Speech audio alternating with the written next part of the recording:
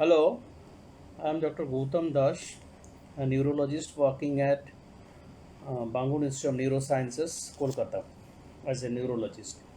Now I am going to talk on the topic neurology and COVID.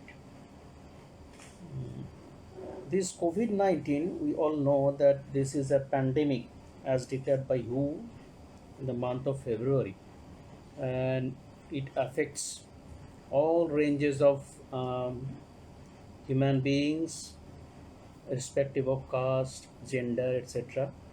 And this is a great threat to us, to the human being, in every aspect, be it society, sociological, economical, and everything. But today I will restrict my talk to neurological aspect, COVID 19 and neurological aspect. COVID 19 is a virus, SARS CoV 2. Now, what is this virus? First, a few things about the virus. Uh, okay, I will be talking sometimes in Bengali also and in English too. So this is a virus, and this virus primarily infects the pulmonary systems, as we know. Uh, that means the respiratory organs, lungs, nasopharynx, etc. And the question is how it gets entry into the nervous system. এই যে Covid আমরা বলছি Covid virus, সেই ভাইরাসটা কি virus প্রথমে আমি বলি। প্রথমে ভাইরাসটা হচ্ছে একটা সিঙ্গেল স্ট্যান্ডার্ড পজিটিভ একটা আরএনএ ভাইরাস, এবং ফ্যামিলি হচ্ছে করোনা ভাইরিডি, এবং অর্ডার হচ্ছে নিডোভাইরালস, আর জেনেরা অনেকগুলো জেনেরা আছে, alpha, beta, gamma and delta. তো আমরা সকলেই শুনেছি যে এতে শ্বাসকষ্ট হয়, কাশি হয়, জ্বর হয়। এটা ঠিকই, প্রাইমারিলি এটা অ্যাফেক্ট করে লাংকে। কিন্তু এই যে ভাইরাসটা আমরা বলছি, এই ভাইরাসটার কিছু নিউরোট্রপিক প্রপার্টিজ আছে, অর্থাৎ নিউরন, নার্ভ সেল ইত্যাদিকে এরা আক্রমণ করতে পারে, ধ্বংস করতে পারে। এখানে যখন তিনটে টার্ম আমি বলতে চাইছি, যে neuro invasion, that means it penetrates into the CNS, it infects the neurons and glial cells, that is neurotropism, and induction of the neurological diseases, that is neurovirulence. এবং এই যে ভাইরাসটা যায় প্রধানত যেটা করে নিউরো ইনভেশন এবং নিউরোট্রপিজম, সাবসিকুয়েন্টলি নিউরোভিরুলেন্সও এটা হয়ে থাকতে পারে।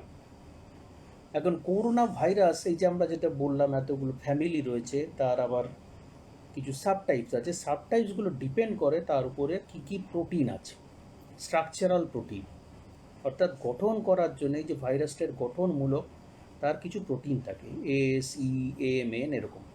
এসটা হচ্ছে একটা spike protein, type 1 glycosylated transmembrane protein.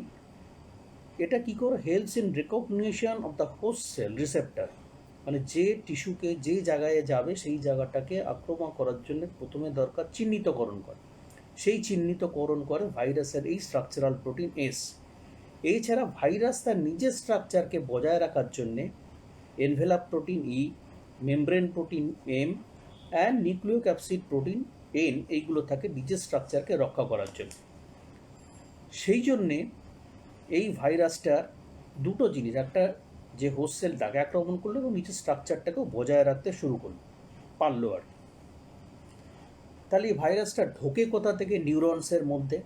আমরা বলছি দুরকমভাবে, একরকম one is haematogenous route and another is neuronal route. What is haematogenous রুটটা কি? হিমাটোজেনাস রুট হচ্ছে প্রাইমারিলি এটা এন্ডোথেলিয়াল সেলকে, আমাদের যে ভেসেলগুলো আছে, শিরা, রক্তশিরা, ধমনী, দুটোতেই একটা এন্ডোথেলিয়াল সেল আমরা পাই, সেই এন্ডোথেলিয়াল সেলকে এরা ইনফেক্ট করে, এবং কখনো কখনো সেই লিউকোসাইট অর্থাৎ শ্বেতকণিকা তাকেও আক্রমণ করে, এবং কিছু কিছু সময় ডেনড্রাইটিক সেল বলে যে সেল থাকে তাকেও আক্রমণ করে।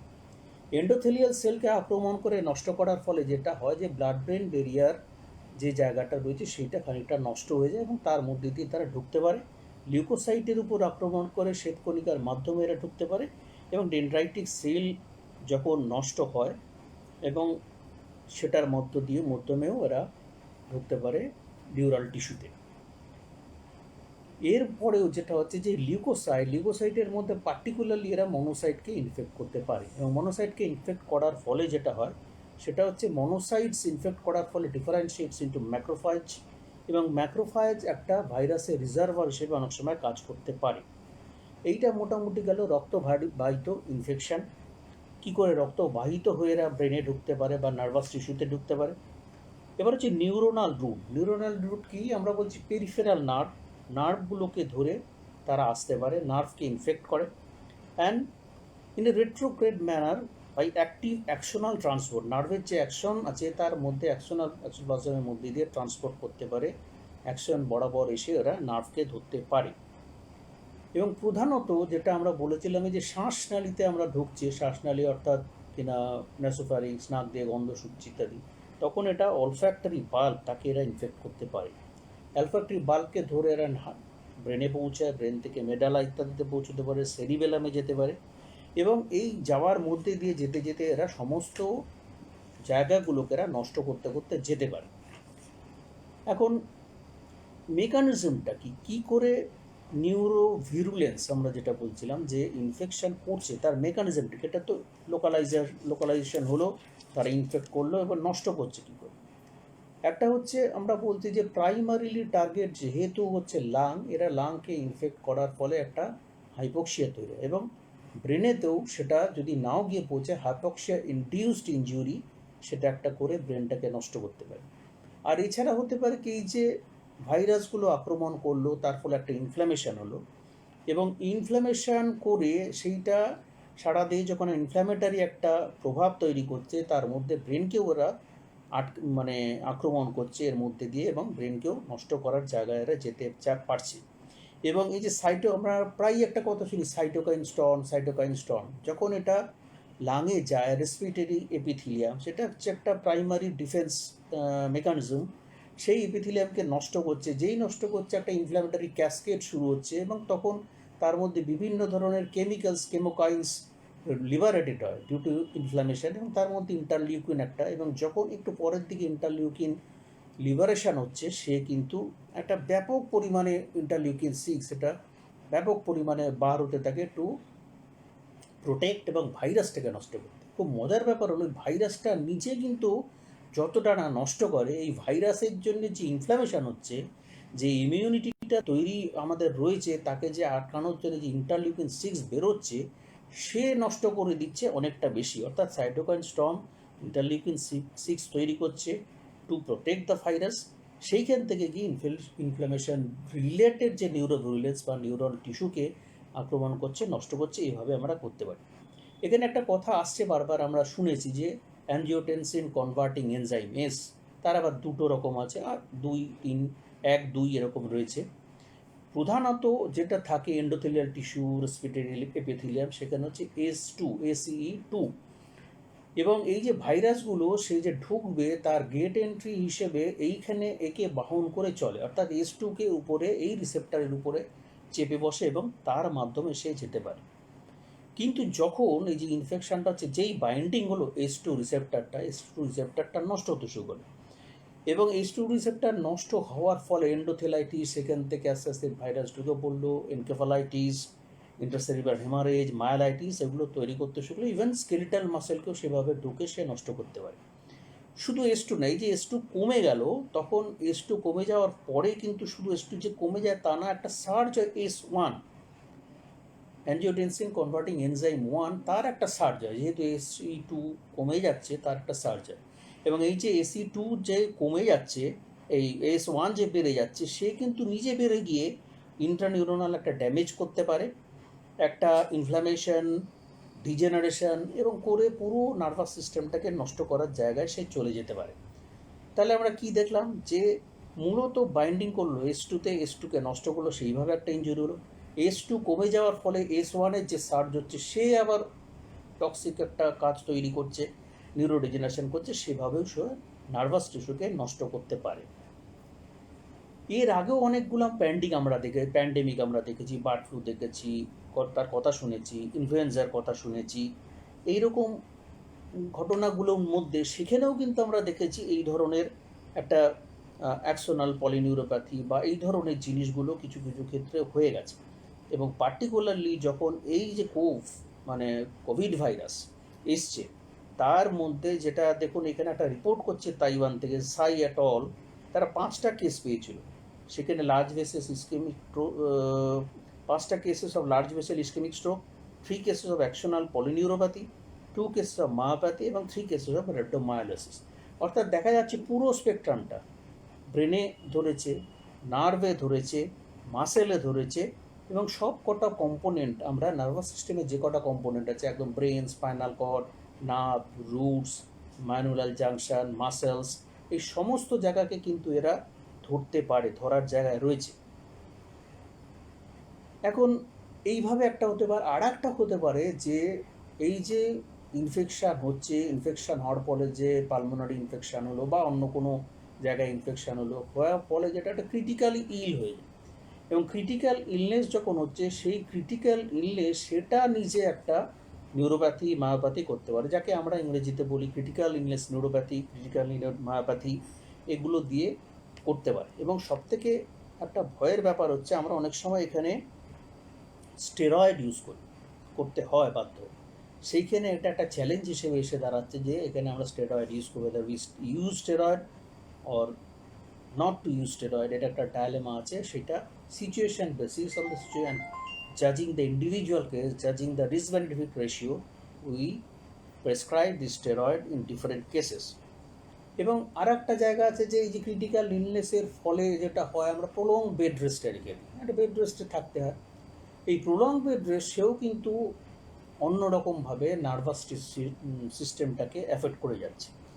সেই জন্যে এই সবটা মিলে, শুধুই যে ভাইরাসটা আসছে তা না, ভাইরাস আসছে তাকে ঠেকানোর জন্য যে আমার ইমিউন সিস্টেম সে কাজে নামছে, তাকে ওষুধ দেওয়ার জন্য যে ওষুধ দিচ্ছি সেটা লাগছে, তার জন্য যে লাইফস্টাইল পাল্টাতে হচ্ছে, রেস্ট, সেটার জন্য লাগছে। অর্থাৎ সব রকমভাবে আমরা দেখছি যে নার্ভাস টিস্যুটা is at a vulnerable position to this virus infection, viral infection.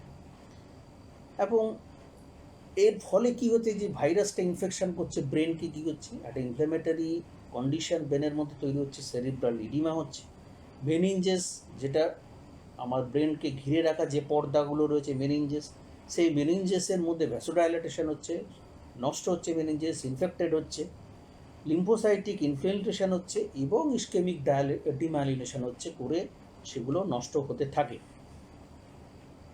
এর আগে আমরা দেখেছিলাম মার্সকোভ-2 অর্থাৎ Middle East respiratory syndrome, MERS CoV, সেখানেও কিন্তু আমরা এই ধরনের কিছু জিনিস দেখতে পেয়েছিলাম, confusion, ataxia, ophthalmoplegia, focal neurological deficit ইত্যাদি প্রভৃতি আমরা ওখানে দেখতে পাচ্ছিলাম। সুতরাং তারপরে যখন এই যে খুব নতুন ধরনের একটা এলো, সেখানেও আমরা দেখতে পাচ্ছি। এখন আমি আলোচনার মধ্যে আসবো যে কোথায় কোথায় বিভিন্ন জায়গায় আমরা সিএনএসের ম্যানিফেস্টেশন কী কীভাবে হচ্ছে। এই নিয়ে অনেক লেখালেখি হয়েছে, চীনে হয়েছে, ফ্রান্সে হয়েছে, ইটালিতে হয়েছে, বিভিন্ন দেশগুলোতে। সব থেকে বেশি কাজ যারা হয়েছে চীনে, সেখানে তারা একটা দেখাচ্ছেন যে মাও এট অল তাদের একটা পেপার তারা বার করেছেন, তাতে দেখেন 36.4% নিউরোলজিক্যাল ইনভলভমেন্ট হচ্ছে এই করোনা ভাইরাসের ইনফেকশনের ফলে। এবং এর মধ্যে 14% পেশেন্ট তাদেরকে ইন্টেন্সিভ কেয়ার ইউনিট, সেখানে তাদের পৌঁছে যেতে হচ্ছে, এত সিভিয়ার তাদের আক্রমণ হচ্ছে।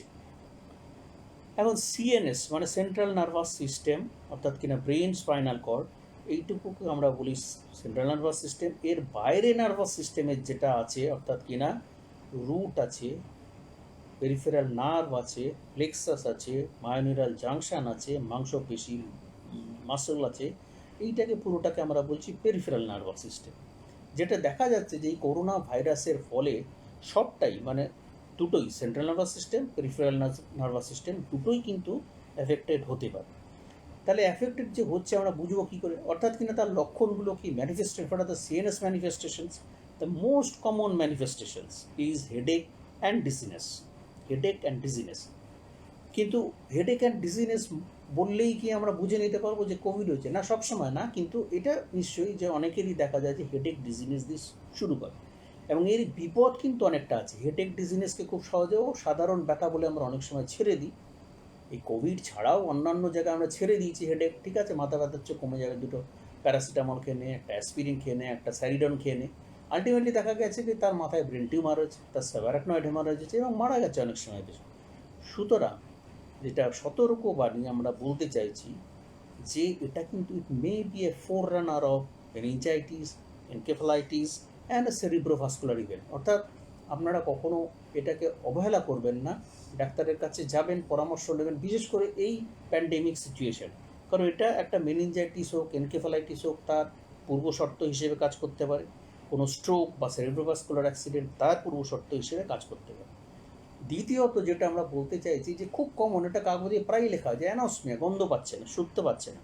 হাইপোগিউসিয়া, অ্যাগিউসিয়া, স্বাদ পাচ্ছে না কোনো রকম, বা স্বাদটা পেলেও কম পাচ্ছে। এটা একটা খুব গুরুত্বপূর্ণ লক্ষণ, এটাও সেন্ট্রাল নার্ভাস সিস্টেমেরই একটা লক্ষণ। এখন সেটা কি হয়, যে পোস্ট ভাইরাল, এটা এমনি অনেক অন্যান্য ভাইরাল ইনফেকশনের ক্ষেত্রেও হয়ে থাকতে পারে, যেমন এটাতেও হতে পারে।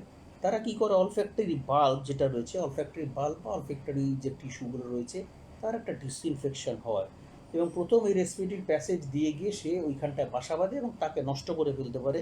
ফলে সেইখানে হচ্ছে যে ওরা গন্ধ নাও পেতে পারে। এবং দেখা যাচ্ছে একটা হিসেবে যে 40% পর্যন্ত কোভিড পেশেন্টদের ক্ষেত্রে এই অ্যাগিউসিয়া, মানে হাইপসমিয়া, এগুলো আমরা দেখতে পারি।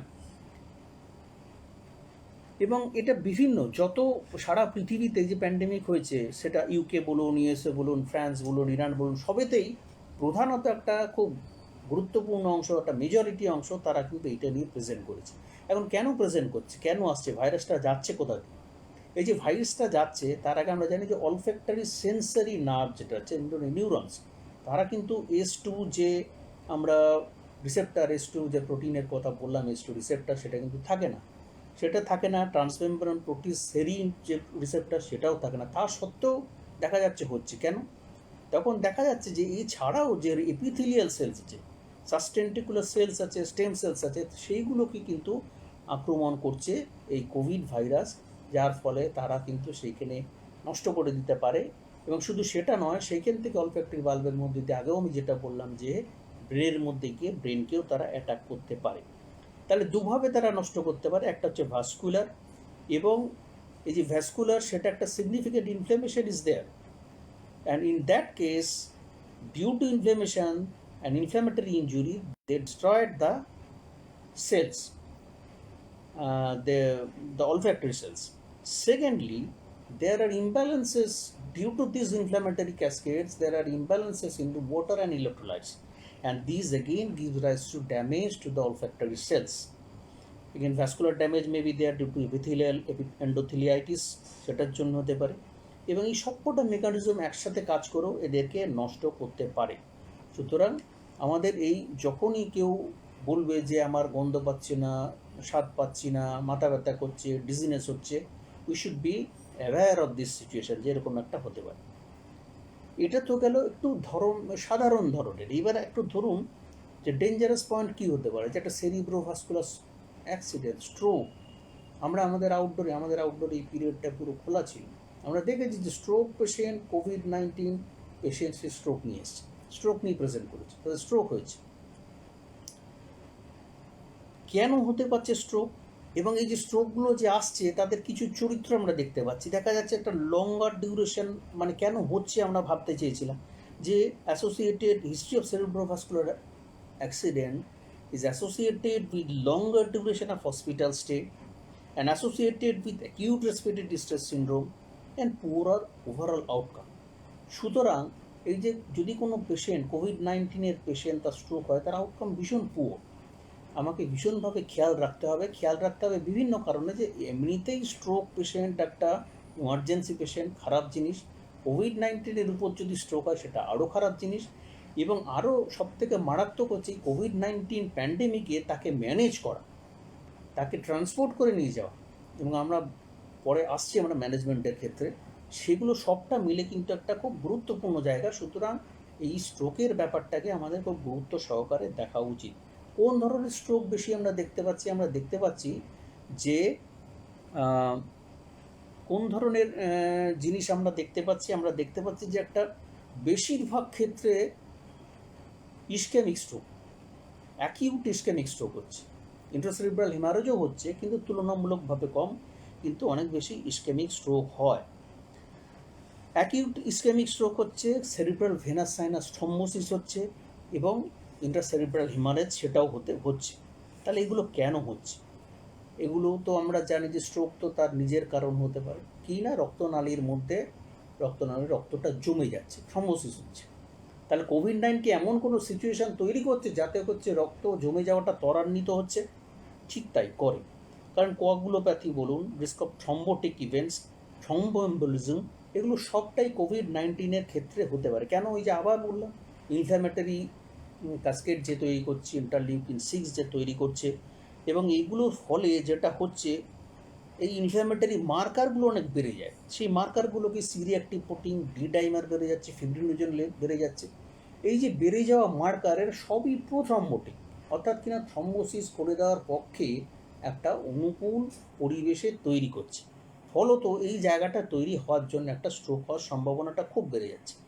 এছাড়াও কী হচ্ছে, এন্ডোথেলিয়াল ডিসফাংশন, বারবার যেটা বলছি এন্ডোথেলাইটিস হচ্ছে, সেও কিন্তু একটা প্রোথ্রম্বোটিক স্টেট তৈরি করতে পারে, যেখান থেকে অ্যাকিউট ইসকেমিক স্ট্রোক হতে পারে।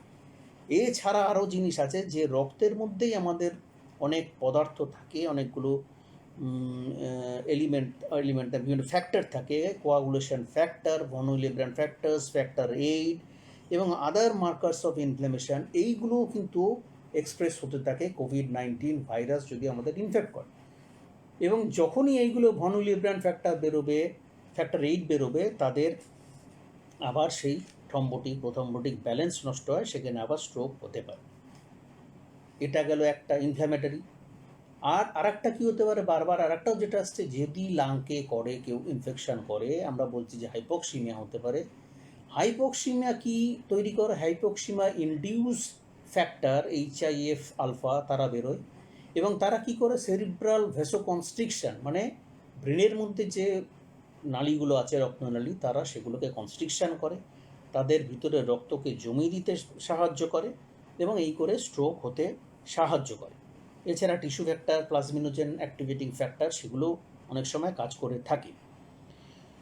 তো এই যে হিমাটোজেনাস একটা ব্যাপার, হাইপক্সিয়া একটা ব্যাপার, ইনফ্লামেশন, এগুলো একটা ব্যাপার, আমরা দেখছি সবগুলোই স্ট্রোকের পক্ষে খুব কনজিনিয়াল, স্ট্রোককে তৈরি করতে বা ত্বরান্বিত করতে এরা খুব সাহায্য করছে। এবং শুধু সেটা না, যদি স্ট্রোক হয়ে গেল, স্ট্রোকের পরে যখন রিজেনারেশন হচ্ছে, রিমডেলিং হচ্ছে, সেটাকেও কিন্তু বাধা দিতে পারে। ইনফেকশানগুলো, কেননা সেলুলার ড্যামেজ করবে। এই ইনফেকশান করে কি প্লাজমা মেমব্রেনকে ক্রস করে গিয়ে ও সেইখানটা দাঁড়াবে, নষ্ট করে দিতে পারে। এছাড়াও অ্যান্টিফসফোলিপিড অ্যান্টিবডিজ আর্টারিয়াল এবং ভেনাস দুটো জায়গাকেই আক্রমণ করে তারাও আবার একটা স্ট্রোকের জায়গা তৈরি করতে পারে। এবার আমরা বলতে চাইছি যে মেনিঙ্গোএনকেফালাইটিস, এনকেফালোপ্যাথি, আমরা জানি যে এর আগেও যেগুলো অনেকগুলো ভাইরাল প্যান্ডেমিক হয়েছিল, বার্ড ফ্লু, ইনফ্লুয়েঞ্জা, সেখানেও আমরা দেখেছিলাম যে মেনিনজাইটিস, ইনফ্লুয়েঞ্জা, এনকেফালোপ্যাথি এগুলো হয়েছিল। এবং ঠিক সেরকমভাবে এরকম আমাদের মানে করোনা ভাইরাস তারা ইনফেকশান করছে। জাপানের ক্ষেত্রে আমরা দেখেছি যে একটা কেস প্রেজেন্ট করেছিল আগে, যে আনকনসাস হলো, জেনারেস কনভালশন হলো, খিঁচুনি হলো, এবং তারপরে ব্রেন ইমেজ করে গিয়ে দেখা গেলো তার একটা স্ট্রোক হয়েছে।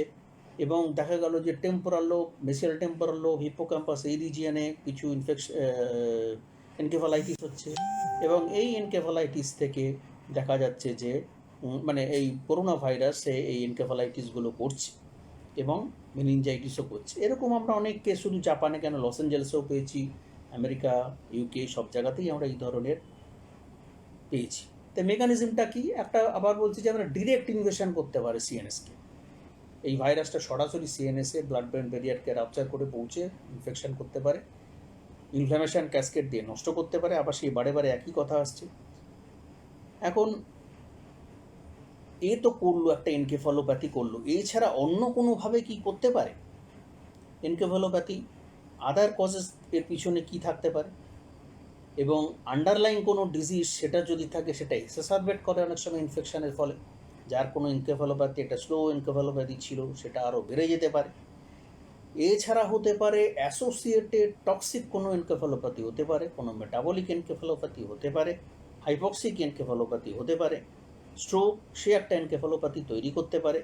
এবং যদি খিঁচুনি হয়, খিঁচুনির পরে একটা আমরা যেটা বলি পোস্ট ইকটাল কনফিউশন স্টেট, এইভাবেও এনকেফালোপ্যাথি হতে পারে। অর্থাৎ এনকেফালোপ্যাথি সে ডিরেক্ট ইনফেকশন করতে পারে, করা ছাড়াও অন্য যে কারণগুলো বললাম সেগুলোও করতে পারে।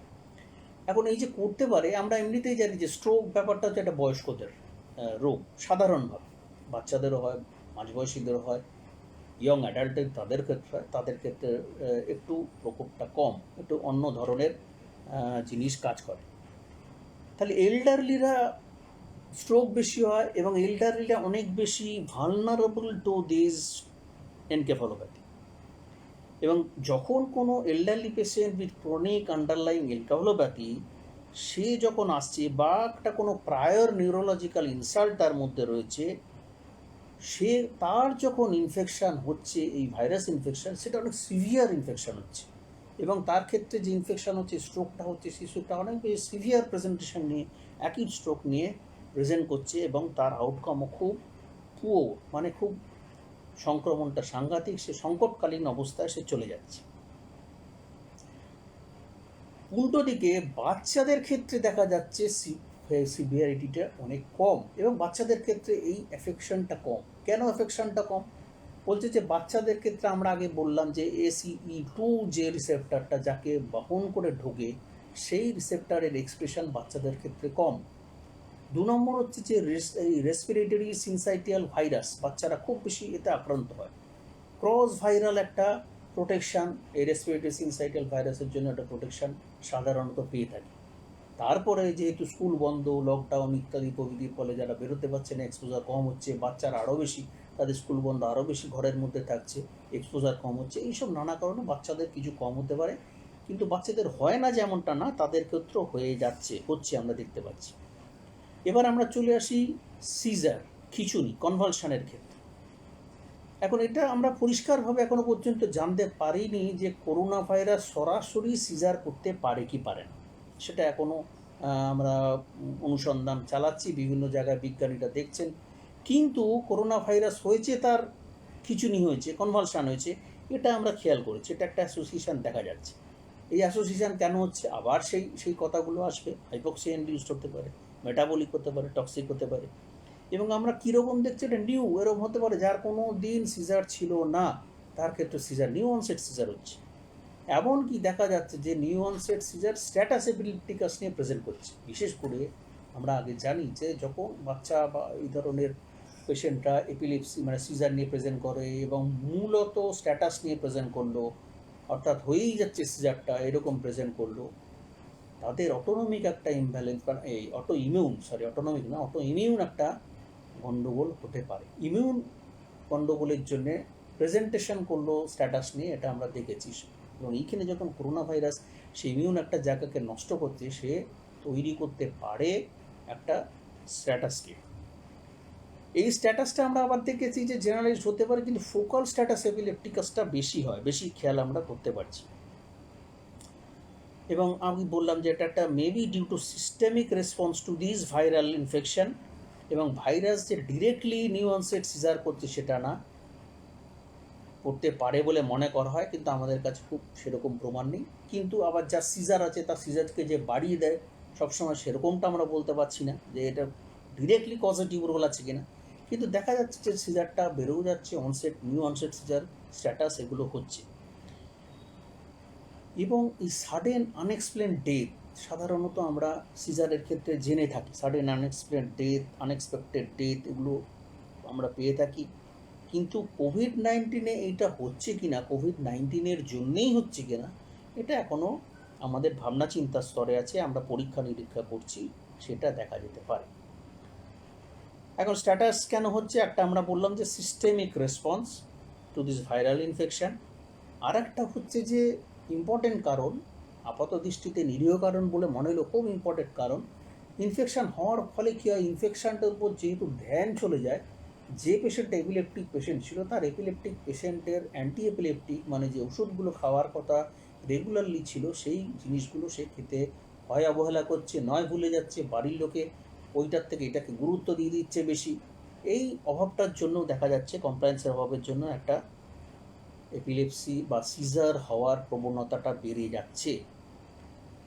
এখন এরপরে আমরা একটা জায়গা দেখতে যাচ্ছি যে অ্যাটাক্সিয়া, মানে হাঁটতে পারছে না, দুলে যাচ্ছে, ব্যালেন্স রাখতে পারছে, সেরিবেলার অ্যাটাক্সিয়া, সেটা হতে পারে, সেটাও আমরা দেখছি যে হতে পারে, আমরা পেয়েছি কিছু কেস। আমরা যে সার্চ করে যে স্টাডিগুলো দেখেছি তার মধ্যে আমরা দেখতে পেয়েছি সেরিবেলার অ্যাটাক্সিয়াও কিছু কিছু ক্ষেত্রে দেখা যাচ্ছে। এবং আমরা জানি যে কিছু ভাইরাস আছে তার প্রেজেন্ট করে এই সেরিবেলার অ্যাটাকশনে, varicella, mumps, Epstein Barr virus, parvovirus B19, এই ভাইরাসগুলো আছে যে ভাইরাসগুলো অ্যাটাক্সিয়া করতে পারে। ঠিক সেরকমভাবে এই করোনা ভাইরাস 2019 এরাও কিন্তু এই একইভাবে করতে পারে, সেরিবেলামকে আক্রান্ত করে অ্যাটাক্সিয়া বা চলতে পারার ক্ষেত্রে গণ্ডগোলটা তৈরি করতে পারে।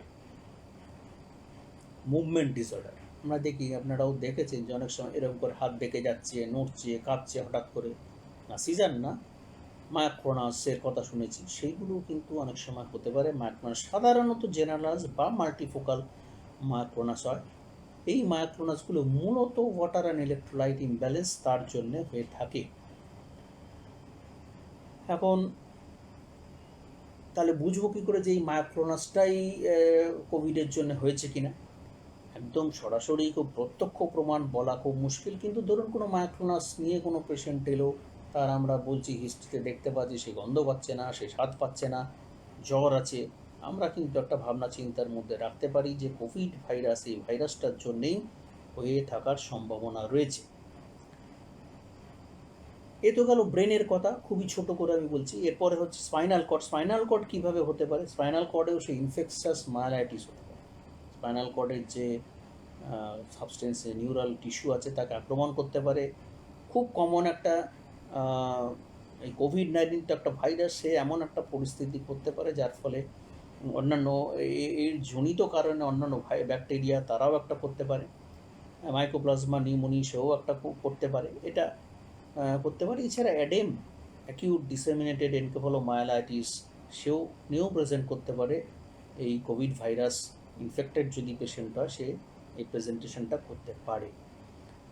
এখন স্পাইনাল কর্ডে এন্ট্রি করা সে একই রকম ব্রেনের মতনই S2 রিসেপ্টার দিয়ে সে ঢুকে করতে পারে, স্পাইনাল কর্ডের মধ্যে গণ্ডগোল পাকাতে পারে। এটা গেল মূলত নাটশেল হচ্ছে সেন্ট্রাল নার্ভাস সিস্টেম, তার ইনফেকশনের কথা। এবার পেরিফেরাল নার্ভাস সিস্টেম ইনভলভমেন্টের ক্ষেত্রে চলে আসি। মায়োপ্যাথি, স্কেলিটাল মাসেল, মাংসপেশি, আমাদের এই যে মাংসপেশিগুলো আছে তাকে ইনফেক্ট করতে পারে। আবার সে একই রকমভাবে S2 এর মধ্যে দিয়ে হতে পারে, একদম ডিরেক্ট ইনভেশন করতে পারে। ডিরেক্ট ইনভেশন ছাড়াও মানে মাসেল টিস্যুকে ইনফেক্ট করা ছাড়াও মাসেল মেমব্রেনকে ইনফেক্ট করতে পারে। এছাড়াও সাইটোকাইন স্টর্ম শুধু যে ব্রেনকে ইনফেক্ট করছে সেটা না, সাইটোকাইন স্টর্ম মাংসপেশিকেও নষ্ট করে দিতে পারে, মাংসপেশি শিথিল হয়ে যেতে পারে, এইভাবে করতে পারে। আর একটা হতে পারে যে বিশেষ করে যদি সাইটোকাইন স্টর্ম হচ্ছে যার পালমোনারি ইনফেকশন হয়ে গেছে, তাদের যদি কোনো লিভারে গণ্ডগোল থাকে, হেপাটাইটিস হয়েছে, বা তাদের দেখা যাচ্ছে যে একটা রেনাল ডিজিজ আছে, সেই সব ক্ষেত্রে কিন্তু একটা সেই পেশেন্টগুলো আরও বেশি ভালনারেবল স্কেলিটাল মাসেল ইঞ্জুরি হওয়ার ক্ষেত্রে। সুতরাং hepatitis and renal disease, this acts as a risk factor in the development of myopathy or myositis in COVID-19 patients. তারপরে আমরা বলছিলাম যে ক্রিটিক্যাল ইলনেস নিউরোপ্যাথি বা ক্রিটিক্যাল ইলনেস মায়োপ্যাথি। এটা ব্যাপারটা কি, যে কোনো ক্রিটিক্যাল ইলনেস, সেটা শুধু যে এই COVID-19 হতে হবে তা না, সেটা অন্য কোনো ধরনের ক্রিটিক্যাল ইলনেস হতে পারে। সেটা যদি বেশ কিছুদিন ধরে দেখা যাচ্ছে অনেক পেশেন্ট শুয়ে আছে, দীর্ঘদিন নড়াচড়া করতে পারছে না, তার সেই ক্রিটিক্যাল অবস্থাটার জন্যেই নার্ভে গণ্ডগোল হতে পারে, মাসেলে গণ্ডগোল হতে পারে, যেটাকে আমরা সাধারণতভাবে বলছি ক্রিটিক্যাল ইলনেস নিউরোপ্যাথি বা ক্রিটিক্যাল ইলনেস মায়োপ্যাথি। এবং এইখানে একটা কথা আমরা বলতে চাইছি যে অনেক সময় আমরা দেখি যে অপারেশন করার পর অ্যানেস্থেশিয়া যে আমরা দিই, অ্যানেস্থেটিক এফেক্ট, সেগুলো কাজ করে। এবং সেগুলো বিশেষ করে দেখা যাচ্ছে যে এই ক্রিটিক্যাল ইলনেস নিউরোপ্যাথি তৈরি করার ক্ষেত্রে, ইনক্রিজ করার ক্ষেত্রে একটা ভূমিকা পালন করছে। এবং সেখানে particularly if you use non depolarising neuromuscular blocking drugs, তার মানে সেরকম কীরকম ভেকুরিনিয়াম, প্যানকিউরেনিয়াম, এই ধরনের যে ড্রাগসগুলো আছে, সেই অ্যাট্রাকিউরিয়াম, সেই ড্রাগগুলো ইউজ করলে হওয়ার সম্ভাবনাটা বেশি rather than depolarising neuromuscular blocking agent. এখন যার যেটা লাগবে সেটা তো দিতে হবে। সুতরাং অ্যানেস্থেশিয়া দেওয়ার ক্ষেত্রে আমাদের কিছুটা সতর্কতা অবলম্বন করতে হবে। এইটা তো গেল illness, critical illness, neuropathy and myopathy. Radiculopathy হতে পারে, আমরা কিছু পাচ্ছি জিবি সিনড্রোম, গুলেনবারি সিনড্রোম, তাতে পলি র্যাডিকুলোপ্যাথি, অনেকগুলো র্যাডিক্যালকে একসাথে ধরে, মাংসপেশি শিথিল হয়ে যায়, নড়তে চড়তে পারে না, ভীষণ উইকনেস হয়ে যাচ্ছে, রিফ্লেক্স পাচ্ছি না, এই ধরনের কিছু পেশেন্ট আমরা পাচ্ছি। এবং কোভিড-19 জন্যে এই ধরনের পেশেন্টকে আমরা পাচ্ছি। মেকানিজম কিন্তু সেটা একই, molecular mimicry, there is sharing homologous একটা জিনিস, হোমোলগাস আমরা পাচ্ছি, সেটা হচ্ছে একটা protein, muscle protein, viral protein and component of the neurons, তাদের মধ্যে একটা মিমিক্রি, একটা স্ট্রাকচারাল সিমিলারিটি থাকে, যার ফলে সেই জন্যে ভুল করে নিউরনাল প্রোটিনকে আক্রমণ করে ফেলে, তাকে আমরা বলছি মলিকুলার মিমিক্রি। সেটা সাধারণত সাধারণভাবে গুলেনবারি সিনড্রোমে যেরকম হয় এক্ষেত্রেও বেশি, কিন্তু যেহেতু ইমিউন ডিসরেগুলেশন একটা হয়ে যাচ্ছে, antibody mediated damage to myelin and axons of the peripheral nerves is exacerbated by this COVID. কিন্তু এর একটা ইন্টারেস্টিং জায়গা আছে। ইন্টারেস্টিং জায়গাটা হচ্ছে যে আমরা যেগুলো গুলেনবারি সিনড্রোম সাধারণভাবে পেয়ে থাকি, সেটা দেখা যায় প্রিসিডেড বাই অ্যান ইলনেস, 14-15 দিন আগে একটা ইলনেস হয়েছিল। কিন্তু কোভিড-19 ক্ষেত্রে মজাটা হচ্ছে যে ওভারল্যাপিং হতে পারে, ইনফেকশন এবং ইমিউন রেসপন্স দুটো ওভারল্যাপিং হতে পারে একই সাথে, মানে হলো তার সাথে ইমিউন রেসপন্স হতে শুরু করলো, গুলেনবারি সিনড্রোম হচ্ছে।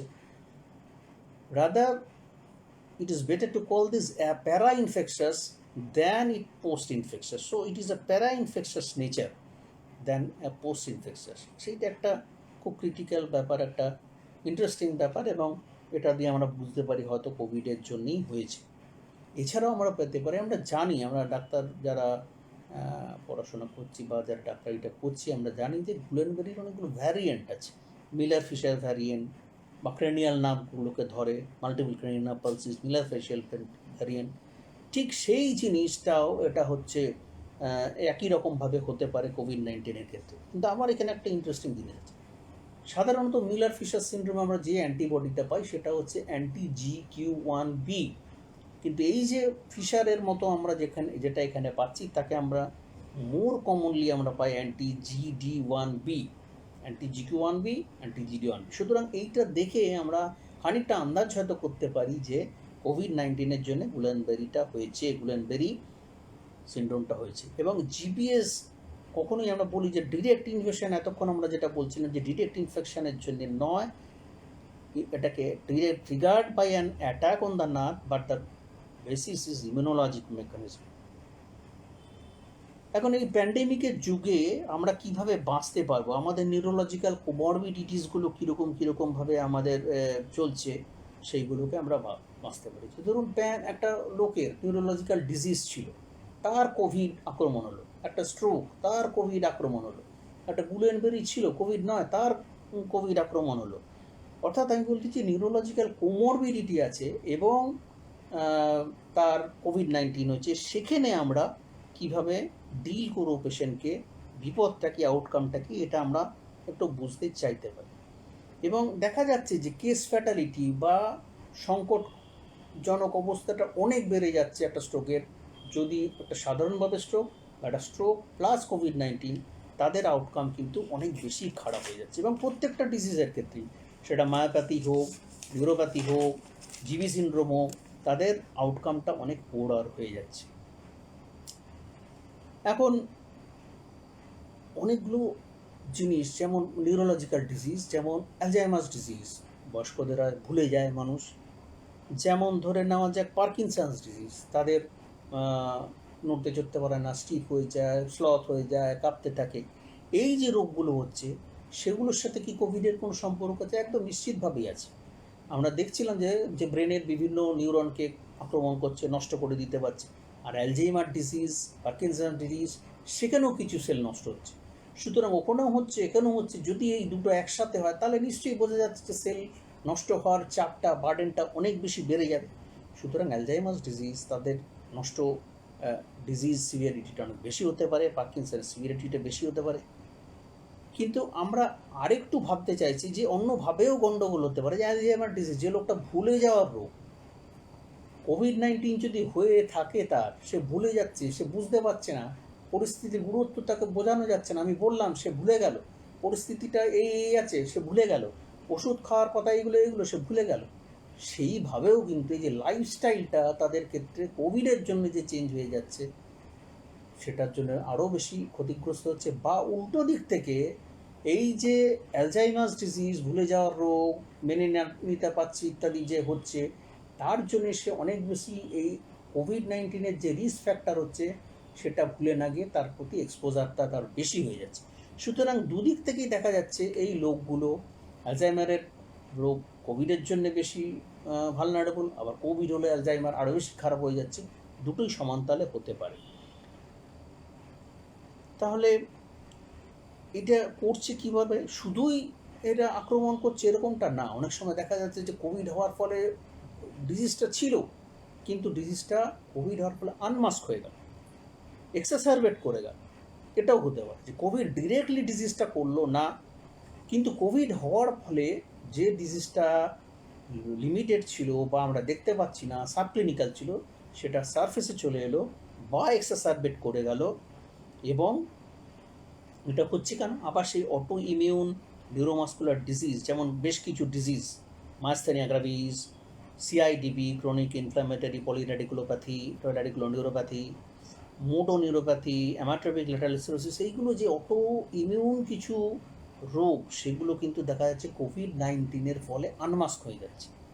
আবার কিছু জিনিস দেখা যাচ্ছে যেমন মাইটোকন্ড্রিয়াল মেটাবলিক মায়োপ্যাথিস, এগুলো এই পেশেন্টগুলোর ক্ষেত্রে এদের র্যাবডোমায়োলাইসিস হয়, অর্থাৎ মাংসপেশিগুলো নষ্ট হয়ে যায়, ভেঙে যায়, এবং এর থেকে প্রোটিনগুলো বেরিয়ে মায়োগ্লোবিন বেরিয়ে পেচ্ছাপের সাথে বেরোতে থাকে, এবং পেচ্ছাপ অনেক সময় টিউব ব্লক হয়ে গিয়ে রেনাল ফেলিওর হতে পারে।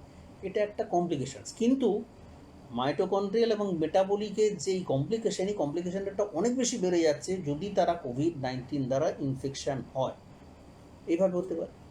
এছাড়াও কিছু মানে ট্রিটমেন্ট, আমরা অসুখের কিছু ট্রিটমেন্ট করি, আইএসটি, আইএমটি, সেটা হচ্ছে যে ইমিউন সাপ্রেস ট্রিটমেন্ট বা ইমিউন মডুলেটরি যে ট্রিটমেন্ট, অনেক স্নায়বিক রোগে আমরা ইউজ করে থাকি, সেইটা ইউজ করার ফলে যেটা হয়, বিপদটা কোভিডের পক্ষে অনেকটা বেড়ে যেতে পারে। এবং শুধু যে কোভিড-19 তার হয়ে যেতে পারে সেটা না, এটা যদি আমরা ইউজ করে, আমরা শুনছি ভ্যাকসিন আসবে, এখনও পর্যন্ত এসে পৌঁছয়নি, এবং এটা ভ্যাকসিনকেও অ্যাফেক্ট করে দিতে পারে। যদি সামনের দিনে ভ্যাকসিন কোনো আসে, ভ্যাকসিনকেও অ্যাফেক্ট করে দিতে পারে এই ধরনের থেরাপি যদি আমরা ইউজ করি। সুতরাং এই যে থেরাপিগুলো আমরা কখন দেব কি না, যে চলছে তাকে থামাবো কি না, যদি না থামাতে পারি চালাবো কত ডোজে, কতদিন চালাবো, এইটা কিন্তু আমাদের একটা চ্যালেঞ্জিং জায়গায় ফেলে দিয়েছে, আমাদের নিউরোলজিস্টদের চ্যালেঞ্জিং জায়গায় ফেলে দিয়েছে কোভিড-19 আসার ফলে এদের ট্রিটমেন্ট করার ক্ষেত্রে। সুতরাং এটাও একটা জায়গা যেখানে আমরা নজর দেওয়াটা খুব বেশি দরকার।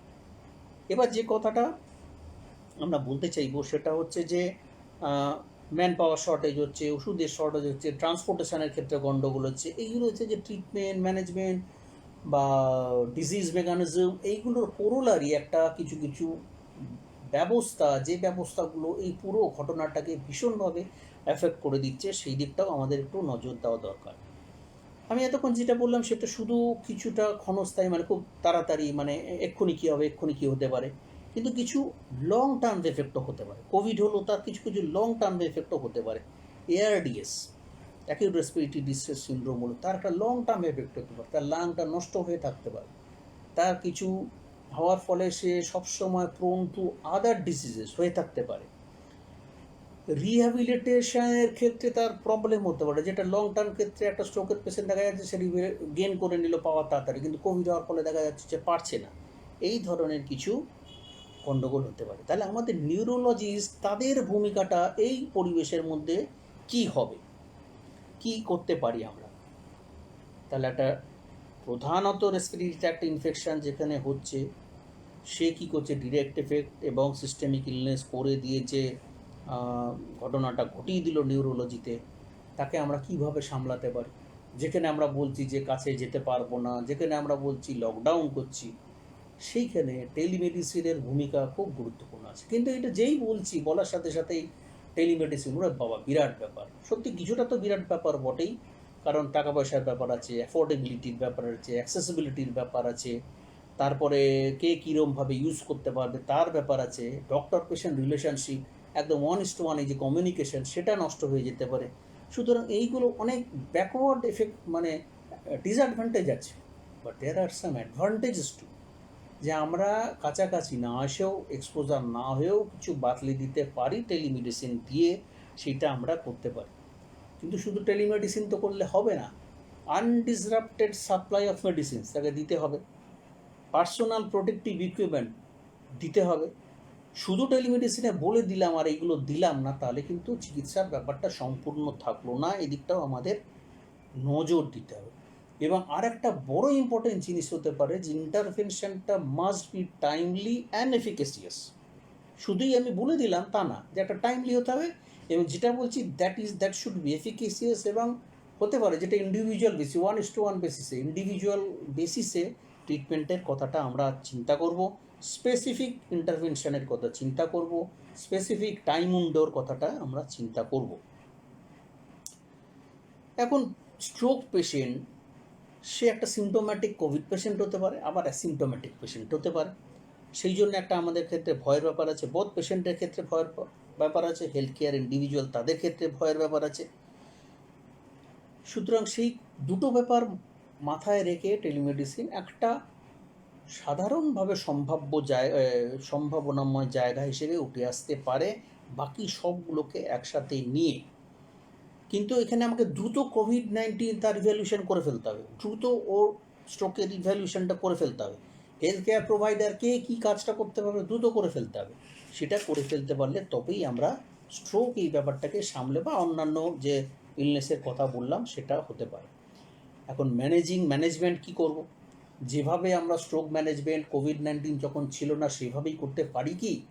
আমার কাছে কিছু ব্যারিয়ার চলে এসছে, সেই ব্যারিয়ারগুলো আমরা সবাই জানি, ডিস্টেন্স বলুন, মাস্ক পরা বলুন, ইত্যাদি ইত্যাদি বলুন, স্ট্রোক পেশেন্ট এবং পেশেন্টকে ছুঁয়ে দেখা, সেই ব্যাপারটার ক্ষেত্রে একটা চ্যালেঞ্জ এসে যাচ্ছে।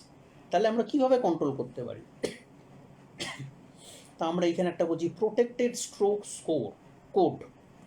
আগে আমরা বলতাম প্র্যাকটিসড স্ট্রোক স্কোর, সেখান থেকে আমরা সরে আসছি প্রোটেক্টেড স্ট্রোক কোড, অর্থাৎ প্রোটেকশান নিয়ে, পেশেন্টের ক্ষেত্রেও প্রোটেকশান, আমার ক্ষেত্রেও প্রোটেকশান, বাকি তাকে ঘিরে সবাই যা আছে সেইটা ঘিরে প্রোটেকশানটা করতে হবে।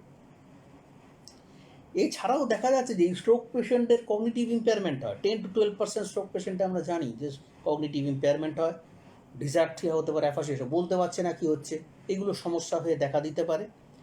এবং সবথেকে বড়র কথা যে অ্যাকিউট স্ট্রোক পেশেন্ট একটা prodromal phase of COVID-19 infection তাতে হতে পারে, অ্যাসিমটোমেটিক ক্যারিয়ার পেশেন্ট তাদের যেটা বলছিলাম একটু তাদের হতে পারে, এবং তাদেরকে সেইটা যদি হয় তাহলে আমরা সামলাবো কী করে? আমরা বলছি যে দুটো জিনিসের দিকে খেয়াল রাখি। কিছু প্রসিডিওর আমরা সাধারণভাবে যে স্ট্রোক প্রসিডিওরগুলো করি, তাকে নল পরানো, জল পরানো, নল জল কল ইত্যাদি, কিছু ইনভেস্টিগেশন, কিছু ম্যানেজমেন্ট ইত্যাদি করা। খেয়াল রাখবেন যে কোনো এয়ারোজল জেনারেটিং প্রসিডিওরস আছে কি না, তাকে ইনটিউবেট করাতে হবে কি না, এয়ারোসল প্রডিউসিং, তাকে রাইলস টিউবটা পরাতে হবে কি না, এয়ারোসল জেনারেটিং প্রসিডিওরস, এইখানে কিন্তু ভীষণভাবে সতর্ক থাকতেই হবে। আর যদি আমরা এয়ারোসল জেনারেট করে না এমন কিছু প্রসিডিওর করি, সেখানে সতর্কতাটা দরকার, এতটা বেশি না হলেও চলবে, কিন্তু সাধারণভাবে যে সতর্কতাটা দরকার সেগুলো কিন্তু আমাকে করতেই হবে। সার্জিক্যাল মাস্ক অ্যাটলিস্ট পরতে হবে, 995 মাস্ক পরতে হবে, গাউন পরতে হবে, সেগুলো পরে দরকার পড়লে পেশেন্টকে সাপ্লিমেন্টাল অক্সিজেন সেগুলো দিয়ে আমাকে করতে হবে।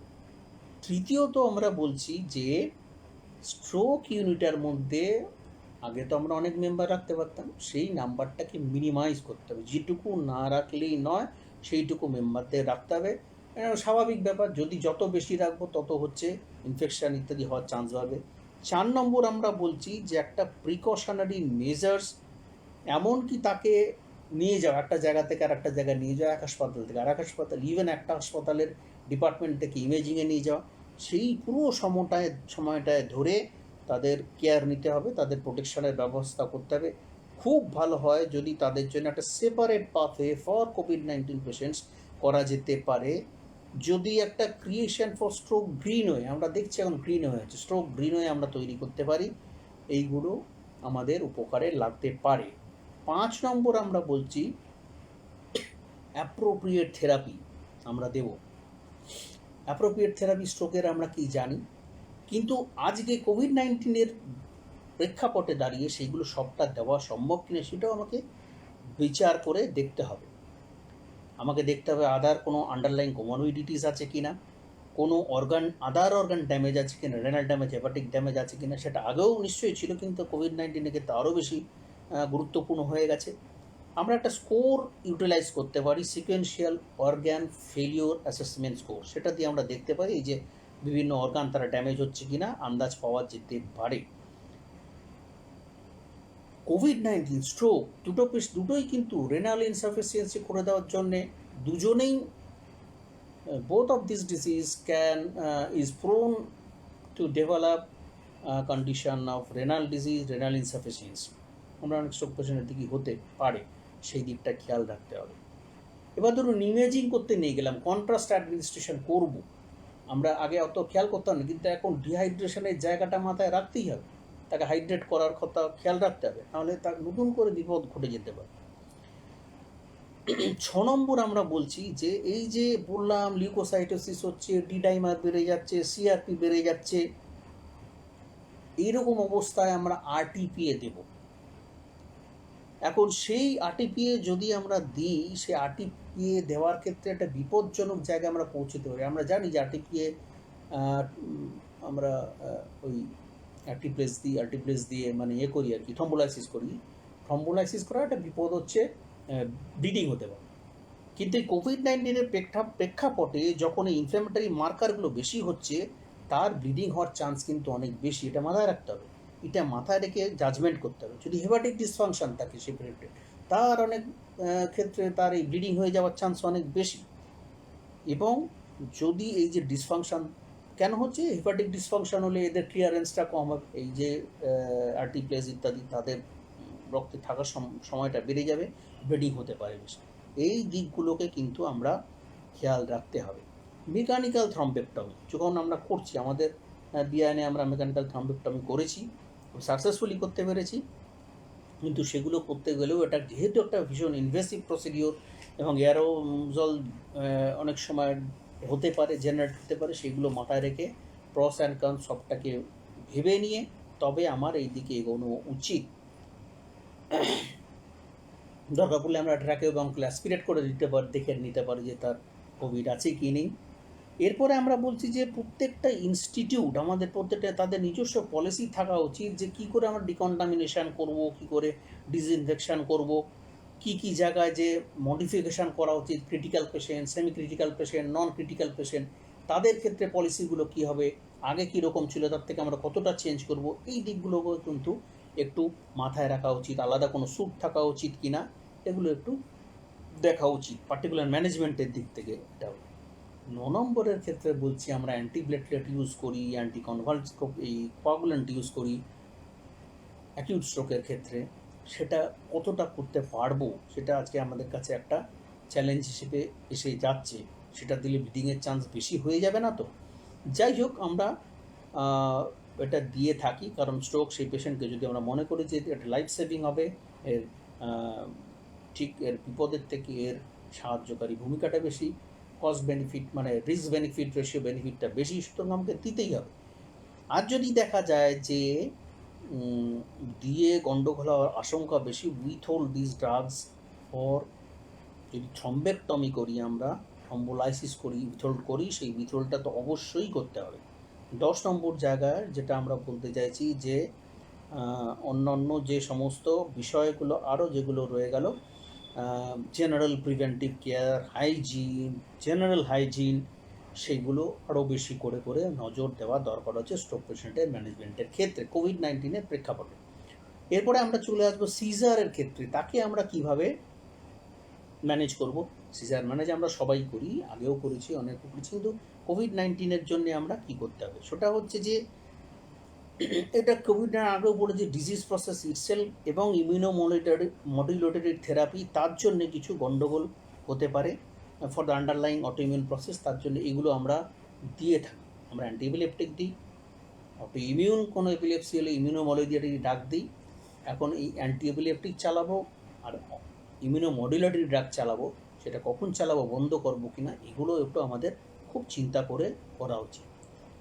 The most important thing is to communicate the patient in the party, কি যে এই ওষুধটা বন্ধ করলে কি ক্ষতি হতে পারে। বারবার বলছি যে কোভিড-19 একবার হয়ে গেল, তার সিজারের পেশেন্ট সে সব ভুলে গেল, আগের ওষুধগুলো বন্ধ করে দিল। সেইটা বোঝানোর দরকার যেটা বন্ধ করা যাবে না, বন্ধ করলে বিপদ হতে পারে। লকডাউন চলছে, দরকার পড়লে স্টক অফ মেডিসিন করে রাখো, আগামী 2-3 মাসের মেডিসিন স্টক করে রাখতে হবে। আর যদি সেরকম হয় এমার্জেন্সি মেডিসিন সেটাকে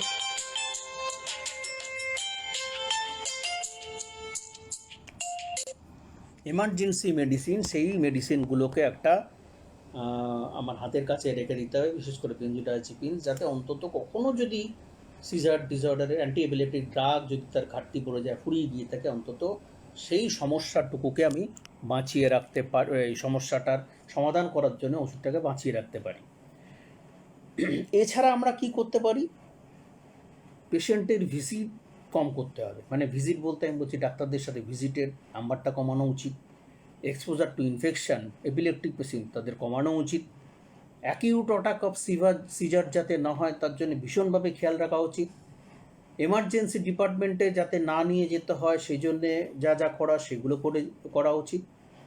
এবং অবশ্যই এমন কোনো পরিস্থিতি, বিশেষ করে স্ট্যাটাস ইত্যাদি যাতে না হয়, ঘুম যাতে ঠিক হয়, সেইগুলো এই জন্য দেখা উচিত। নাহলে ওকে নিয়ে গেলে হয়তো ভেন্টিলেটার দিতে হলো, সেটা কিন্তু ওর পক্ষে ক্ষতিকারক হয়ে যেতে পারে। এটা তো হলো রোগীদের ক্ষেত্রে। কেয়ার গিভারদের, যারা এপিলেপসির পেশেন্টদের কেয়ার গিভার, তাদের জন্য নির্দিষ্ট করে মেডিসিন ইত্যাদি দরকার আছে। এখানেও টেলিমেডিসিনের একটা রোল আছে, যাতে তারা কমপ্লায়েন্স করতে পারে, ড্রাগ নিশ্চিতভাবে চালাতে পারে ইত্যাদি। কিছু মেডিসিন আমরা এই পেশেন্টদের ক্ষেত্রে এই পিরিয়ডে দেওয়ার ক্ষেত্রে আগে যদি 4 বার ভেবে থাকি, এখন 40 বার ভাববো। যেমন মনে হয় অ্যান্টিহিস্টামিন দেবো কি না, দেবো না, কারণ ওটা লোয়ার দ্য সিজার থ্রেশহোল্ড। মানে যদি একেবারেই অপারগ না হই, তাহলে খুব স্পেসিফিক অ্যান্টিহিস্টামিনিক আমরা দিতে হতে পারে লো ডোজে, তাছাড়া আমরা দেবো না।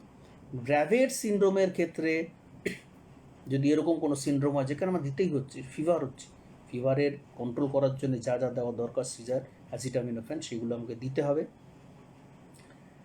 অটোইমিউন এপিলেপসি, টিউবারাস স্ক্লেরোসিস, সেখানে আমাকে দেখতে পারা যাচ্ছে যে সেখানে আমাকে কিছু কর্টিকোস্টেরয়েডস বা কিছু ওই বায়োলজিক্যালস যেমন এভারোলিম্যাস, এই ধরনের কিছু ড্রাগস ইউজ করতে পারে। বিশেষ করে কর্টিকোস্টেরয়েড ইউজ করার ক্ষেত্রে তো অনেক রকম চিন্তাভাবনা করেই দিতে হবে, কারণ ইনফেকশনের চান্স বেড়ে যেতে পারে, ডিসরেগুলেটেড ইমিউন রেসপন্স হতে পারে। কিন্তু এই যে ইভারোলিম্যাসের কথা বললাম, সেটা দেখা গেছে যে এর অ্যান্টিভাইরাল একটা রোল আছে, এবং এটা ইউজ করা যেতে পারে, যদিও এটা ওয়াইডলি অ্যাভেলেবেল নয় সেটাভাবে আমরা এক্ষুনি ভেবে উঠতে পারছি না। কিন্তু ড্রব্যাক আছে একটা কিছু, ইজি। আমি দেখেছি যে এই পেশেন্ট এখন যারা আসছে পেশেন্ট, তারা ইজি করতে ভয় পাচ্ছে, মানে যদি কোভিড হয়ে যায় ইত্যাদি এরকম, তাদের ভয়টা ভাঙাতে হবে, ইজিটা ঠিক মতো করতে হবে, ইমেজিং প্রসিডিউর ঠিক করতে হবে, এবং সেইখানে যেগুলো প্রিকশনস নেওয়ার কথা সেইটা করা দরকার। ভিডিও মনিটরিং যদি করার সম্ভব হয় করতে হবে।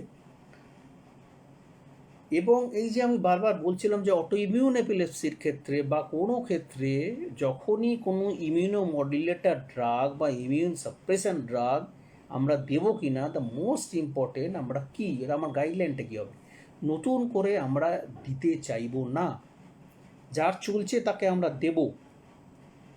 এবং যদি খুব অপারগ হয়ে যায় যে দিতে হচ্ছেই, মানে কোনো উপায় নেই, তখন আমরা দিতে পারি এই ইমিউনোমডুলেটরি ড্রাগ দেওয়া যেতে পারে। কিছু সিচুয়েশান আছে সেখানে দিতে হয়, আমরা জানছি। এছাড়া হতে পারে যে লাইফস্টাইল সিজার, যেটা আমি বলে ফেলেছি, নির্দিষ্ট পরিমাণে ঘুম, হাইজিন মেনটেন করা, ঠিকমতো হেলদি ডায়েট খাওয়া, অ্যালকোহল থেকে বিরত থাকা, অ্যাংজাইটি ডিপ্রেশন যাতে না থাকে, তার জন্য যা যা করার সেগুলো, ওষুধ দরকার হলে ওষুধ, সেইগুলো দিয়ে আমাদের করতে হবে। এরপরে আমরা চলবো যে অ্যালজাইমার্স আর পার্কিনসন্স নিয়ে তাদের ম্যানেজমেন্ট কী হবে, সেটা আগে বলে দিয়েছি আমরা, যে খুব প্রোন হয়ে থাকে তারা কোভিডের ক্ষেত্রে, তাদের কেয়ার গিভাররাও বিশেষ করে সাধারণত তারাও কিন্তু প্রবণ হয়ে থাকে, তাদের দিকেও আমাদের একটু নজর দেওয়া দরকার। এবং তাদের জন্য যে লাইফস্টাইল ম্যানেজমেন্ট এমনিতেই যেগুলো ছিল সেগুলোকে তো করতেই হবে। তাদের ড্রাগগুলো তাদের যারা ঠিক করে খেতে পারে সেটা বলতে হবে। হোম এনভায়রনমেন্টটা একই রকম রাখা, তাদের যাতে আঘাত না লাগে, তারা যাতে খুব চমকে না যায়, নিজেকে অন্য জায়গায় চলে গেছি বলে না ভাবে, সেইগুলো করে রাখা। এবং খুব সিম্প্যাথেটিক্যালি এমপ্যাথেটিক্যালি তাদেরকে বারে বারে দরকার হলে বারে বারে বলতে হবে যে এই সিচুয়েশান এটা আছে করোনা, এটা সিচুয়েশন আছে করোনা, এই জন্যে আগে তুমি এটা করতে কিন্তু এখন এই জন্যে করতে পারছো না, এইগুলো বারে বারে বুঝিয়ে বলা, সেগুলো কিন্তু আমাদের করতে হবে। অ্যালোন তাকে রেখে দিলে চলবে না, টেলিকমিউনিকেশনে মেডিসিনের ভূমিকা এখানেও অবশ্যই আছে। আর একটা জিনিস ভেবে দেখা দরকার আছে যে আমরা কিছু জিনিস ইউজ করে থাকি, বটুলিনাম টক্সিন বা এই ধরনের কিছু ইউজ ডিস্টোনিয়ার ক্ষেত্রে বা অন্য কিছু কিছু ক্ষেত্রে ইউজ করছি, সেগুলো ইউজ করবো কিনা, যদি এটা এমার্জেন্সি কন্ডিশন না হয় আমরা আপাতত ইউজ করব না, আমরা রেখে দেবো। ডিপ ব্রেন স্টিমুলেশনের ক্ষেত্রেও তাই কথা, যদি এমার্জেন্সি না হয় আমরা ইউজ করব না। ডিমাইলিনেটিং ডিসঅর্ডার, মাল্টিপল স্ক্লেরোসিস বা এনএমওএসডি, এগুলোতে আমরা কি করব? এইখানেই সব থেকে বেশি চ্যালেঞ্জটা এসে পড়ে, বিশেষ করে যেহেতু আমরা এখানে অনেক ইমিউনোসাপ্রেসেন্ট ড্রাগ বা ইমিউনোমডুলেটরি ড্রাগ এটাকে আমরা ইউজ করি। আমরা বলছি যে যেগুলো রিস্ক ফ্যাক্টর রয়েছে সিভিয়ার ইনফেকশানের জন্যে, সেখানে আমরা ড্রাগটাকে স্টপ করে দেব। এবং আমরা যদি দেখি যে ইনফেকশান হচ্ছে আবার করতে পারছি, তাহলে আমরা রিস্টার্ট করতে পারি, কিন্তু সেটা সাধারণত আমরা রিস্টার্ট করি 4 সপ্তাহ পর, বা যদি দেখা যায় যে কোভিড-19 যে সিমটমসগুলো ছিল সেগুলো বেরিয়ে গেছে, চলে গেছে, তাহলে আমরা রিস্টার্ট করতে পারি। যদি ফিভার হয়ে থাকে ফিভার বাদ দাও, কিছু ড্রাগ ইউজ করতে হবে। মোস্ট ইম্পর্টেন্ট হচ্ছে ড্রাগটা ইউজ করার ক্ষেত্রে কোনটাকে আমরা ইউজ করতে পারি, গ্ল্যাটেরামার অ্যাসিটেট, ইন্টারফেরন বিটা, এগুলোকে আমরা ইউজ করতে পারি। লো রিস্ক, এদের কোনো রিস্ক নেই। যাদের লো রিস্ক আছে যেমন হচ্ছে ডাইমিথাইল ফিউরেট, টেরিফ্লুনাফাইড, এটাকে ইউজ করতে পারি উইথ কাশন। আর মডারেট রিস্ক আছে যেমন মানে S1P মডুলেটর ফসফেট, স্ফিঙ্গোলাইসিন 1 ফসফেট মডুলেটার্স, অ্যান্টি-CD20 যেমন রিটুক্সিম্যাব, এদের মডারেট রিস্ক, এগুলো ভীষণভাবে মনিটর করতে হবে, দেখে রাখতে হবে। আর যাদের হাই ডিগ্রি অফ ইমিউনোসাপ্রেশন করে এমন কিছু ড্রাগ রয়েছে যেমন এলেমটেজুমাব, ক্লাডরিবিন, এগুলোকে আমরা একেবারেই এই পরিস্থিতি ইউজ না করাই উচিত, যদি না খুব ডায়ার এমার্জেন্সি বা অন্য কিছু করা যাচ্ছে না, না করলে পেশেন্ট মরেই যাবে, সেক্ষেত্রে আমরা করতে পারি, ইউজ করতে পারি। নিউরোমাইলাইটিস অপটিকা যখন হবে, সেটা কিন্তু খুব অ্যাগ্রেসিভ পেশেন্ট, তাদের ক্ষেত্রে আমাকে একটু অন্যভাবে ভাবতে হবে। সেখানে কর্টিকোস্টেরয়েড, ট্রাইজাথায়োপ্রিম এগুলো চালানো যেতে পারে কি না সেইটা আমরা নিশ্চয়ই ভেবে দেখব। এইভাবে আমরা একে করতে পারি। সাইকোলজিক্যাল অ্যাফেক্ট, এটা দেখা যাচ্ছে যে শুধু কোভিড-19 আমাকে মানে কাউকে হওয়ার দরকার নেই, যাদের হচ্ছে না তাদের মধ্যেও এই জায়গাটা সাইকোলজিক্যাল কিছু ডিস্টারবেন্সেস চলে আসছে। যার জন্যে জিম এ ওয়ালিস একটা খুব সুন্দর কথা বলেছিলেন যে sometimes it takes a natural disaster two reveal a social disaster. এমনিতেই আমরা একটা সোশ্যাল ডিসঅর্ডার যা রয়েছে, অসাম্য বৈষম্য যা রয়েছে, চাকরি হারা, খাওয়া নেই, পয়সা নেই, একটার পর একটা জিনিস নষ্ট হয়ে যাচ্ছে, তাতে এমনিতেই আমরা অ্যাংজাইটি ডিপ্রেশন ডুবে রয়েছি। তার উপরে যখন এই কোভিড এসে চেপে বসেছে, তার অবস্থাটা আরও মারাত্মক হয়ে গেছে। সুতরাং তাতে আমাদের ক্ষেত্রে অ্যাংজাইটি ডিপ্রেশন আরও বেশি হয়ে যাচ্ছে, এটাকে থামানো উচিত। অ্যাট রিস্ক গ্রুপ কারা? বিশেষ করে দেখা যাচ্ছে যারা ডিজিজ হচ্ছে বা যাদের রিলেটিভ রয়েছে, চিলড্রেন যারা ঘরের মধ্যে আটকা পড়ে যাচ্ছে, এল্ডারলি ইন্ডিভিজুয়ালস, উইমেন্স যারা একবার বাড়ি স্কুল করে বেড়ান, তাদের ওয়ার্ক ফ্রম হোম যাদের করতে হচ্ছে, এদের উপর চাপটা বেশি হয়ে পড়ছে, কারণ এরা একটা অ্যাট রিস্ক গ্রুপ, কারণ এই তাদের কাজের পরিবেশের ধরনই তাদের এই জায়গায় নিয়ে চলে গেছে। যারা frontline health worker, doctor, nurse, anganwadi worker, তাদের ক্ষেত্রে আছে, তারাও একটা অ্যাট রিস্ক পজিশানে সাইকোলজিক্যাল প্রেশারে, কারণ তারা নিশ্চিত নয় যে তাদের এটা হবে কি হবে না, প্রচুর লোক মারা যাচ্ছে, পাশের সহকর্মীটা মারা গেল, অথচ পেশেন্টগুলোকে আমাকে দেখতে হবে, এই পেশেন্টটা যাকে দেখছি তার কোভিড আছে কি না নেই জানি না, আনসার্টেনিটি রয়েছে, আমার কোভিড হলে আমার কী হবে, আমার পরিবারের কী হবে, এইগুলো করতে গিয়ে দেখা যাচ্ছে তাদের উপর সাংঘাতিক মানসিক প্রেশার পড়ে যাচ্ছে। Phobia, anxiety, depression, suicidal ideation, এগুলো ভীষণভাবে এসে তাদের মধ্যে পড়ছে। এবং এক্সট্রিম অফ এজ ক্ষেত্রে আমরা বলছি যে এদের ক্ষেত্রে প্রবাবিলিটি এদের ইয়েটা বেশি হয়ে যাচ্ছে, এবং তার সাথে আরও বেশি জোট হয়ে যাচ্ছে যে supply of drugs, availability of drugs, আমি যে ওষুধটা কিনতে যাব তার অসুবিধা ইত্যাদি আমাদের একটা অসুবিধার জায়গা তৈরি করে দিয়েছে। আউটডোর অ্যাক্টিভিটি আমাদের কমে গেছে, আমাদের কমাতে হচ্ছে, কমে গেছে। এবং এই যে কমে গেল তাতে কী হলো, লোকে ঘরে ঢুকে পড়ে কী করলো, হয় খুব খেতে শুরু করলো, সারাক্ষণ টিভি দেখছে, এবং ছোটো ছোটো ছেলেরা দেখা যাচ্ছে স্মার্টফোন গ্যাজেট ইউজ করছে। এবং এই যে excessive uses of this gadgets এবং এই টেলিভিশন একটা ভার্চুয়াল ওয়ার্ল্ডের মধ্যে যত বেশি ঢুকছে, লং রানে এদের যে কী অবস্থাটা হতে চলেছে সেইটা আমাদের একটা অ্যাপ্রিহেনশান আছে যে এদের কোনো গণ্ডগোল হতে পারে। সুতরাং খুব দ্রুত এই অবস্থা থেকে না বেরোলে আমাদের কিন্তু সামনের দিনটা ভয়ানক হতে পারে। এছাড়া আমরা বলতে চাইছি যে স্ট্রোক হয়েছে যাদের, এনকেফালোপ্যাথি হয়েছে যাদের আইসিইউতে রয়েছে, তাদের ডেলিরিয়াম, তাদের কগনিটিভ অ্যাফেক্ট, তাদের কনফিউশন ইত্যাদি নানা রকমের গণ্ডগোল হতে পারে। এবং যখন তারা সেরে উঠছে, এটাও আমরা দেখেছি যে স্ট্রোক পেশেন্ট সেরে গেছে, কোভিড ছিল, তাদের ক্ষেত্রে নতুন করে এক্সিকিউটিভ ডিসফাংশন হচ্ছে, কিভাবে কি করবে তারা বুঝে উঠতে পারছে না, সিচুয়েশানকে ম্যানেজ করতে পারছে না, অথচ সেই সিচুয়েশান হওয়ার আগে তারা নিজেরাই খুব ভালোভাবে ম্যানেজ করতে পারতো, এগুলো আর এখন হয়ে উঠছে না। আর একটা ইম্পর্টেন্ট জিনিস আমরা দেখতে পাচ্ছি যে যাদের ভাইরাল ইনফেকশান হচ্ছে গর্ভাবস্থায়, যেসব বাচ্চাদের চাইল্ডহুড অবস্থায় যাদের পেরেন্টরা মারা যাচ্ছে, চাইল্ডহুড অবস্থায় হচ্ছে, অ্যাডাল্টহুড অবস্থায় হচ্ছে, লস হচ্ছে, তারা কিন্তু লেটার লাইফে গিয়ে সিজোফ্রেনিয়া হওয়ার চান্স তাদের বেশি হচ্ছে, সাইকোসিস হওয়ার চান্স তাদের কিন্তু বেশি হওয়ার সম্ভাবনা থেকে যাচ্ছে। তাহলে আমরা এটাকে কিভাবে টার্মিনেট করতে পারি? এক্ষুনি আমি বললেই তো চলে যাবে না, কোভিড তুমি চলে যাবে না। সেই জন্য আমাদের একটা মাল্টিডিসিপ্লিনারি টিম হিসেবে কাজ করতে হবে। একা নিউরোলজিস্ট এই নিউরোলজির ড্রাগগুলো, ওষুধগুলোকে সব সারিয়ে দেবে, সেটা হতে পারে না, হবেও না। মানুষকে ঠিকমতো ইনফরমেশান দিতে হবে, একবারের জায়গায় 10 বার দিতে হবে। যদি কন্ট্রাডিকশান অফ ইনফরমেশান হতে থাকে, তার আনসার্টেনটি আরও বেড়ে যাবে, আরও অ্যাংজাইটি লেভেল ইত্যাদি বেড়ে যেতে পারে, ভুল ভ্রান্তি চিকিৎসার ক্ষেত্রে হতে পারে, এটা খাচ্ছে ওটা খাচ্ছে, যার দরকার নেই সেই ওষুধও খেয়ে ফেলছে, এটাকে কমাতে হবে। রেগুলার এক্সারসাইজ করতে হবে, রেগুলার এক্সারসাইজ করুন, ডায়েট খান, এবং অবশ্যই স্ক্রিনিং করুন। যখনই মনে হচ্ছে যে না এরকম আমার সিমটম আছে বলে মনে হচ্ছে, তখন স্ক্রিন করুন। এই করে আমরা একটা জায়গায় চলতে পারি। আমরা চায়নাকে বলছি, কিন্তু কতগুলো জিনিস ওদের থেকে শেখার আছে। চায়না ডিসেম্বরে হয়েছে, হওয়ার পরে ওরা 20খানা 20 specific guideline for 20 different aspects of health ওরা করে ফেলেছে 2 মাসের মধ্যে। ডিসেম্বর ওদের কেস হয়েছিল, ফেব্রুয়ারির মধ্যে করে ফেলেছে, 2টো সার্ভে করে ফেলেছে ঠিকমতো হচ্ছে কিনা, একটা ফেব্রুয়ারিতে, একটা জানুয়ারির এন্ডে, ডিসেম্বরে হওয়ার পর। অথচ আমরা ঠিকমতো টেস্টিংই করে উঠতে পারলাম না, যে টেস্টিংগুলো যদি আরও বেশি করা যায়, এখন হচ্ছে অবশ্য অনেক করা হচ্ছে, সেগুলো যদি সংখ্যা বাড়ানো যায় তাহলে আরও বেশি ভালো হবে, আরও বেশি যদি তীক্ষ্ণ নজর দেওয়া যায়, এবং আমরা অনেক সহানুভূতির সাথে এদেরকে বিবেচনা করি, এদের সমস্যাগুলোকে, ট্রিটমেন্টগুলোর প্রতি যথাযথ নজর দিই, তাহলে আমরা এইগুলোকে সারিয়ে ঠিকমতো জায়গায় ম্যানেজ করতে পারবো। সারানো সম্ভব নয়, ভ্যাকসিনও বার হয়নি, সুতরাং আপাতত আমাকে এই জায়গাতেই কাজ করতে হবে।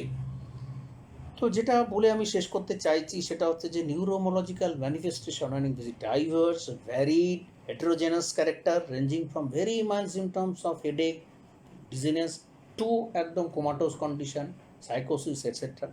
সেই জন্য আমাকে মাল্টিডিসিপ্লিনারি একটা নিতে হবে, অ্যাপ্রোচ নিতে হবে। সঠিক সময়, ঠিক সময়, আর্লি টাইমে একটা হচ্ছে ইন্টারভেন করার জায়গায় চলে যেতে হবে। বিশেষ করে স্ট্রোকের ক্ষেত্রে আমরা বলি টাইম ইজ ব্রেইন, টাইমটা খুব ভাইটাল। খুব তাড়াতাড়ি যদি আমরা ব্যবস্থা নিতে পারি, ঠিকমতো ব্যবস্থা নিতে পারি, আলাদা করে ব্যবস্থা নিতে পারি, আমরা এটাকে থামাতে পারি, থামাতে না পারলেও রিডিউস করতে পারি, আশঙ্কা মুক্ত করতে পারি, আর সবাই মিলে হাতে হাত লাগিয়ে আমরা এই জায়গাটায় পৌঁছতে পারি বলে আমার বিশ্বাস। আমি এইটুকুই সকলকে বললাম, এইটা বলে আমি আমার আজকের বক্তব্য শেষ করছি। ধন্যবাদ।